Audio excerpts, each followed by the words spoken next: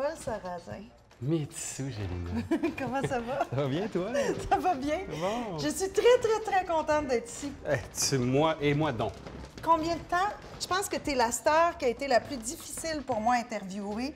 En fait, à avoir la possibilité, enfin, de voir ton œuvre. Ah oui, merci. Paul, il y a 2 ans, j'arrivais de ce coin-là, ici. Ouais. Je te vois en train de peindre. J'étais en train de faire des photos et je capote. Paul Sarrazin est en train de peindre. J'étais pas au courant que c'est ce que tu faisais. Ça fait presque 7 ans là, que je travaille là-dessus. Là, je fais ma première collection est complétée, puis la première exposition commence dans 1 mois et demi. Wow! Ton endroit de création ici à Montréal, dans Hochelaga. C'est ça. Je suis dans une ancienne usine de textile qui a été un squat pendant une dizaine d'années à un moment donné. C'est devenu un endroit avec plusieurs locaux. Il y a des architectes, il y a toutes sortes de monde. Et moi, quand j'ai vu cet endroit-là, j'ai dit, ça, c'est ma place. Tu partages pas cet endroit avec personne. C'est très intime. C'est très intime. Je rentre ici, j'ai mes outils, j'ai des pots de peinture, j'ai tout ce qu'il me faut pour vraiment m'amuser complètement, comme si j'avais 2 ans puis j'avais un carré de sable avec des camions. Tu peins depuis quand, là? C'est arrivé quand dans ta vie, cette Ça affaire-là? À 49-50 ans. Donc, ça fait... Quel âge as-tu, jeune homme? 56. Je vais avoir 57, là. T'es beau en crête. Ben merci, Colin, de toi aussi. T'es pas trop perdu. Pas pire, je fais attention. T'es aussi rouge que ta chemise. Aussi rosé, en tout cas. Donc, le premier pinceau, là. Ben, regarde, je te montre quelque chose. J'ai été bouddhiste pendant 15 ans, OK? Puis là, tu l'es plus? Non, j'ai arrêté, ça fait 6 ans. Le bouddhisme est arrivé pourquoi dans ta vie? Pourquoi en avais-tu besoin? Le bouddhisme, c'est une très bonne question parce que quand Musique Plus s'est affaissé pour moi, si je peux dire, quand j'ai perdu mon emploi, je suis devenu très désorienté. Très désorienté. Parce que ça a arrêté du jour au lendemain. Du jour au lendemain. Je savais plus trop quelle direction. Je suis arrivé à Montréal dans le contexte musique plusien, si je peux dire, donc j'avais pas vraiment développé quoi que ce soit. La tragédie, je pense, quand les gens cessent d'être dans des sphères d'une telle force, c'est qu'ils soient pas accompagnés psychologiquement. Puis moi, je suis sorti de là carrément au niveau économique pauvre, mais vraiment pauvre. Alors, j'avais pas de moyens de... Et je me suis tourné vers la voix parce que déjà, j'étais à la voix de Musique Plus, puis je me suis tourné vers la voix.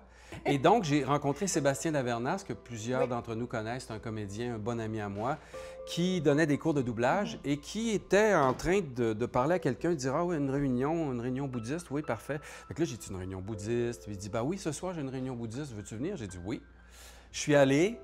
Et j'ai plongé tête première dans cette philosophie-là et dans sa pratique, dans son étude, pendant 15 ans. Gardé de ça?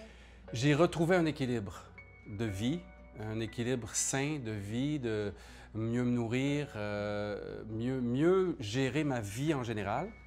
Puis à un moment donné, il faut tourner la page sur certaines sphères, certains moments, puis se tourner vers d'autres moments. Puis quand je suis arrivé dans le bouddhisme, personne ne me connaissait. J'étais pas traité comme une personnalité publique. J'étais traité carrément comme un nouveau pratiquant bouddhiste, puis qu'on apprenait à connaître comme d'autres. Et ça m'a fait du bien. Et le fait de m'ancrer aussi dans l'étude philosophique du canon bouddhiste, si je peux dire, toutes les valeurs bouddhistes, ça m'a vraiment remis en perspective ma valeur humaine et la valeur des autres parce que j'avais perdu le relief de ma valeur humaine. Je pensais plus que j'avais une valeur après Musique Plus. C'est grave de dire ça. Oui, mais c'est vrai. C'est vrai, j'ai tenté d'y arriver, de partir, tu sais, puis j'y suis pas arrivé, puis heureusement. Mais vraiment, j'ai redécouvert la dignité humaine par le bouddhisme. Je dirais que c'est à ça que ça m'a servi. Et pourquoi tu le lâches à ce moment-là? Parce que j'ai étudié ce qu'il fallait, j'ai pratiqué ce qu'il fallait en ce qui me concerne. La religion. Est-ce que l'art a remplacé ça, donc? Parce que tu dis que tu as lâché presque au même temps. C'est une très bonne... Je trouve que c'est une très bonne analyse. Quand j'étais bouddhiste, je faisais des autels pour prier. C'était la confession bouddhique que j'ai adoptée. Il y avait des autels comme ça. Tu ouvrais ça, il y avait un document sacré, puis tu ouvrais ça, puis tu chantais un mantra. Fait que ça, j'ai fait une trentaine d'hôtels comme ça. J'en ai fait un pour moi, puis quand les gens ont vu ça, ils ont dit, nous, on voudrait un hôtel. Fait que j'en ai fait une trentaine, puis quand j'ai fait le dernier, qui est celui-là, mon père, qui est historien de l'art, il est venu dans mon endroit U-Haul, dans mon petit locker U-Haul, puis il a dit, mais c'est quoi ça? Il dit, c'est une œuvre d'art. J'ai dit, ben merci. Il dit, tu devrais faire des arts, tu sais. Puis Qu'est-ce que ça voulait dire pour toi que ton père te confirme que tu avais un certain talent? Ça m'a libéré. Ça m'a libéré de ce que je dirais. Tu sais, parfois en dedans, tu as comme une pression, il y a quelque chose qui se passe, que tu sais pas pourquoi, mais on dirait qu'il faut que la coquille casse. Puis là, ça a cassé une grosse coquille, puis je me suis mis à vraiment être dans ma dimension la plus profonde, qui est l'art visuel. Plus que la TV, plus que la musique, plus que la radio, plus que tout, c'est l'art visuel pour moi qui prédomine vraiment de façon très évidente. Ça a dû faire du bien quand même à 49, 50 ans, quand tu as ta crise de la cinquantaine aussi. Tout à fait. Puis que tu te cherches de trouver une passion comme celle-là. Je veux dire, j'en parle, ça me donne des frissons. Hein. Écoute, le moment où mon père m'a dit ça, j'avais un atelier. 3 jours après, j'étais loadé de matériaux. Je me suis bourré un établi d'outils, puis j'ai vraiment foncé. Puis la recherche du bonheur absolu, pour moi, réside dans le moment présent, c'est-à-dire que le seul instant qui sera jamais, c'est maintenant. Et peindre, c'est ça. Peindre, c'est ça. C'est peindre, sculpter, construire, c'est maintenant que ça se passe, puis tout émerge à partir de maintenant. Moi, je te trouve chanceux. Ah oui? Ouais. Moi, j'ai arrêté de peindre il y a 23 ans, quand j'ai rencontré mon chum, puis quand on s'est lancé en business, parce qu'il n'y avait plus de place pour ça. Ah! Puis encore maintenant, j'attends chez moi de me bâtir un atelier. Mais c'est peut-être même pas là que je veux peindre.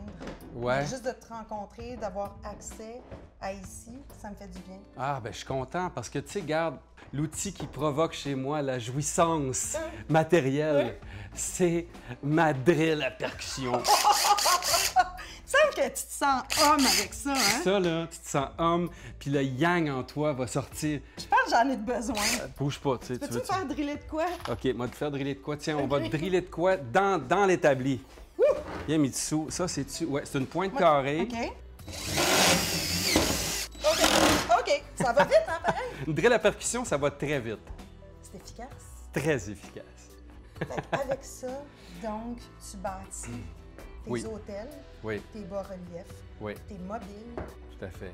Bien, oui, avec ça, tu vois, j'ai découvert l'autre fois une chaise des années 40. C'est un ami ébéniste qui m'a confirmé que c'était une chaise des années 40. En découvrant cette chaise-là, il y a une image soudainement qui m'est revenue de ma grande amitié avec ma grand-mère Jeanne, qui me faisait faire beaucoup de crayons de cire, puis de dessins, tout ça. Puis là, ma grand-mère Jeanne, je l'ai vue dans son âge d'or, puis finalement, elle est partie. C'est touchant de savoir que pour la première fois de ta vie d'artiste, Oui. tu vas exposer Pour la, à Saguenay. pour la toute première fois. Encore une fois. Wow! Ça C'est marche. Merci. Je fais jamais une œuvre pareille. Ce qui est merveilleux dans un atelier, là, c'est qu'il n'y a pas de matrice d'installation qui te sont imposées. OK? Quand j'étais petite, les pots de peinture rose de même, là, j'en étais folle. Il y en avait chez nous, puis c'était comme ça se pouvait pas, cette couleur-là, dans mon monde de hippie. Woo! Yes! What do we do with this? Un peu, on va se trouver une patente, là. Wow!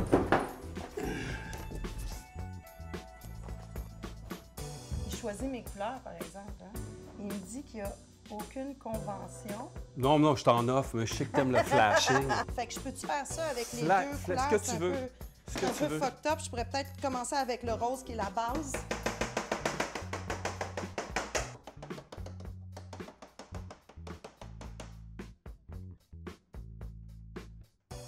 Est-ce que tu as des conseils à me donner? Non. Parce que là, je fais juste un mouvement. Je suis partie sur un mouvement. Est-ce que tu Ben moi, pourrais ça... changer ta musique? La musique de ton... Moi, sais-tu quoi? de Il ton pourrait truc. y avoir une œuvre qui serait dédiée à un mouvement. ça serait légal. Ça serait légal. Tout est légal, tu sais.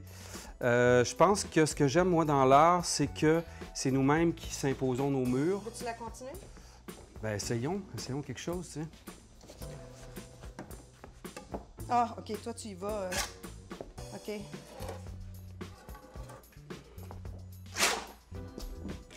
You mess it up. C'est violent, puis t'as pas peur de fucker ton affaire. Non. La peur, parfois, on devient très, très déstabilisé en peinture. Des fois, émotivement, ça peut être très dur. Ça peut être très, très dur. Ouh! Pourquoi? Parce que il y a l'inconfort qui devient un allié extraordinaire, qui est d'apprendre à se mouvoir dans l'inconfort avec... Et dans l'inconscient aussi. Et dans l'inconscient, et de dire, regarde, je sais pas où je m'en vais, je ne sais pas ce que ça va donner, mais j'y vais. On peut dire, bon, ben regarde, moi, mon œuvre, là, c'est ça. L'œuvre de Mitsu puis Paul, c'est ça, tu sais.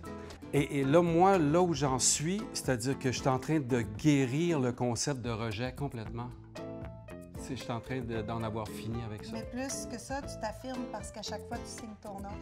Oui, tout à fait, tout à fait. Mais c'est toi aussi, là. C'est une Gélina Sarrazin? C'est une Gélina Sarrazin, là.